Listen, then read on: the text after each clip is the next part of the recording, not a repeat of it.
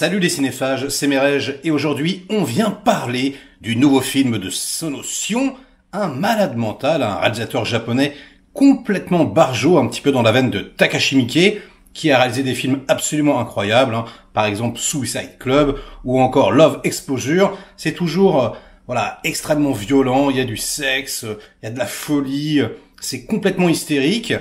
Et son nouveau film, c'est son premier film américain, avec dans le rôle principal Nicolas Cage. Wouh! Donc on l'attendait avec impatience. Je suis donc allé à l'Étrange Festival, pour voir l'objet qui faisait, il y avait des rumeurs qui arrivaient à mes petites oreilles. On disait ce film est complètement incroyable, etc. Et puis j'entendais également c'est complètement pourri. Enfin bref, j'ai tout entendu. En tout cas, la bande-annonce était incroyable et on avait vraiment l'impression d'être devant, encore une fois, un ovni, un objet filmique non identifié. Et c'est bien le cas. Ouh là là, il y a des jours, franchement, on sait pas ce qu'on va voir. C'est le cinéma, un petit peu une boîte de chocolat. On sait jamais sur quoi on va tomber. Et là, on est devant quelque chose, les amis. Mais un nanar, un truc. Alors, le pire film de Sonotion, c'est évident, mais surtout, je pense, la plus mauvaise prestation de Nicolas Cage. Alors non pas, je pense qu'il ait fait n'importe quoi, il a suivi, je pense, les directives, puisque tous les acteurs sont complètement aux fraises, mais en mode théâtral outré, et c'est une volonté du réalisateur. Donc Sonotion qui a fait une crise cardiaque juste avant le tournage, il devait tourner aux États-Unis. Et puis, Nicolas Cage, en apprenant ça, a dit, écoutez, on va tourner au Japon. Sonotion l'a remercié, il a dit vraiment, Nicolas Cage, c'est l'acteur le plus facile avec qui j'ai jamais travaillé.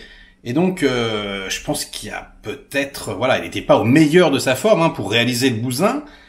Mais quand même, là, on est devant quelque chose, mais, Nicolas Cage en fire, Nicolas Cage en feu, complètement hystérique, il faut le voir déblatérer des pavés, en criant qu'il a plus qu'une seule testicule, parce que oui, à un moment donné, il se fait exploser une couille, et puis il la prend comme ça en gros plan, vous allez voir, c'est absolument incroyable, et c'est un bloubi-bouga d'influence, de trucs, une espèce de mélange entre un film américain, genre un western, et puis un film fantastique un petit peu à la Mad Max, à la Waterworld. Enfin là, j'ai plus envie de dire à la Cyborg avec Jean-Claude Van Damme, parce que c'est tout cheap. La production design, elle est dégueulasse, mais c'est incroyable. Ça fait vraiment limite film de potes. C'est hallucinant. Pour accompagner Nick Cage, il y a Sofia Boutella, que j'adore, une Française qui monte. Dernièrement, on l'a vu dans le Gaspard Noé, où elle était incroyable. Et elle essaye, elle aussi, de faire quelque chose. Son rôle est quasiment muet, elle dit quasiment rien. Mais pareil, elle y arrive pas. Il y a vaguement des scènes de combat où elle lève un petit peu la gambette, mais qui sont complètement ridicules. On trouve également l'interprète principal de Versus, que j'adore. C'est pareil, c'est abusé. Il y a une séquence comme ça où il affronte Nicolas Cage, qui est complètement ridicule. Et donc, on est devant quelque chose, mais je vous assure, vous n'êtes pas prêts. Vraiment, c'est quand on parle de nanar, vraiment là, on est en plein dedans, mais en plus on est désarçonné parce qu'on voit que il a volontairement rendu tout le monde ridicule. Nicolas Cage en premier lieu. Non mais il faut le voir grimper sur son vélo comme ça, essoufflé, il n'arrive pas à tenir. Il a pris, j'ai l'impression, les plus mauvaises prises, quoi. Parfois, il laisse les acteurs répéter plusieurs fois les mêmes répliques. On passe comme ça d'une scène à l'autre sans aucune cohérence. Alors évidemment, on est un petit peu au purgatoire, on va dire. Nicolas Cage, il doit se racheter de tous les gens qu'il a tués, qui sont revenus sous forme de fantômes, en gros. Donc c'est une sorte de rédemption.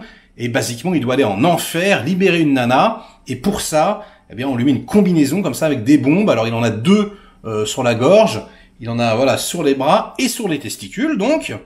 Et si jamais il la ramène pas au bout de 3 jours, il explose. Donc c'est mission de la dernière chance, un peu à la New York 97. Donc il pourrait y avoir du suspense, il pourrait y avoir de la pression, mais il y a rien du tout. C'est hallucinant. Ah oui, alors également, si il fait du mal à la fille, il y a des petites bombes qui explosent. Bref, c'est complètement débile. Et Nick Cage livre une prestation, et je vous assure, hors norme. Mais c'est hallucinant. Je l'ai jamais vu plus mauvais. Je l'ai jamais vu mais enfin, il est pas en roue libre en plus parce qu'il est vraiment dirigé. Il fait ce qu'on lui dit, quoi. Mais je l'avais jamais vu dirigé comme ça. C'est-à-dire, normalement, c'est quelqu'un. Si on met outré et Nicolas Cage, bon ben, on cherche à outrer sur le dictionnaire. Il y a une photo de Nick Cage. Mais là, tous ces autres films, ben, on a l'impression qu'il joue normalement. Là, c'est mais over the top de chez over the top. Et je vous assure, mais c'est tellement mauvais, tellement hallucinant et tellement mais what the fuck que je ne peux que vous encourager à découvrir ce truc. C'est mais inoubliable.